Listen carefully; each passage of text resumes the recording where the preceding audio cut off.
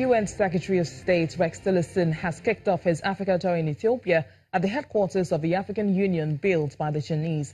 He and AU Chairman Musa Faki discussed conflicts or crises facing Africa. Tillerson, however, turned his attention to North Korea, saying that more African nations should apply concrete diplomatic and economic pressure on North Korea in order to achieve denuclearization on the Korean Peninsula. His Excellency, the Chairperson of the African Union Commission. I reiterate our desire for more African nations to apply concrete diplomatic and economic pressure on North Korea. The goal of the Global Maximum Pressure Campaign, which has been supported by multiple UN Security Council resolutions, is to motivate North Korea to achieve the complete, verifiable, and irreversible denuclearization of the Korean Peninsula. African nations can contribute to this goal, and we need country by country for nations to take action to support this international effort towards a denuclearization of the Korean Peninsula.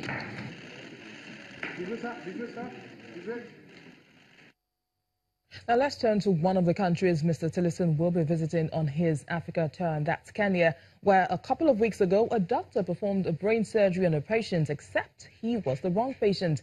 The doctors did not realize their mistake until hours into the surgery, especially when they realized that there was no blood clot. The doctor has been dismissed, as have the other staff who worked with him that day.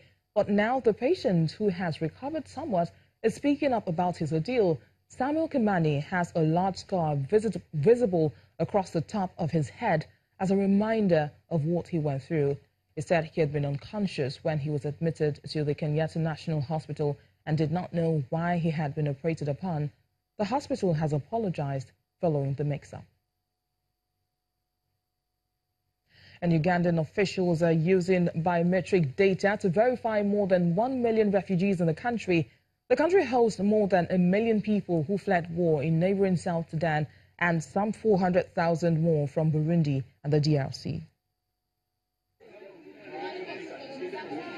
Refugees queue up to be verified and registered to receive new ration cards. This biometric identification is to provide and improve assistance to each individual.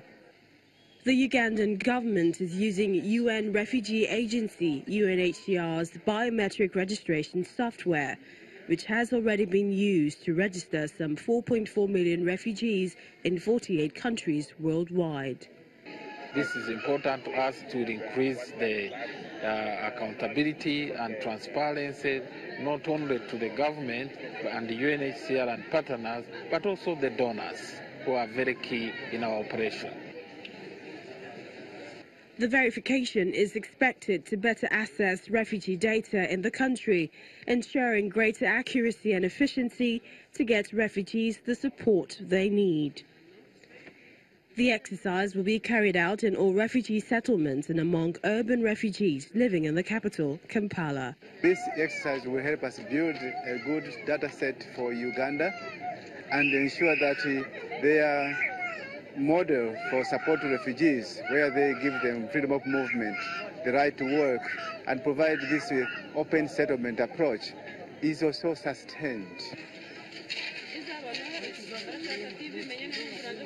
Jennifer Mutamba, who fled the Democratic Republic of Congo 7 years ago, is one of the refugee volunteers working with teams in Oruchinga, the first location for the exercise. They are forced to move from place to place. This is why we support this verification.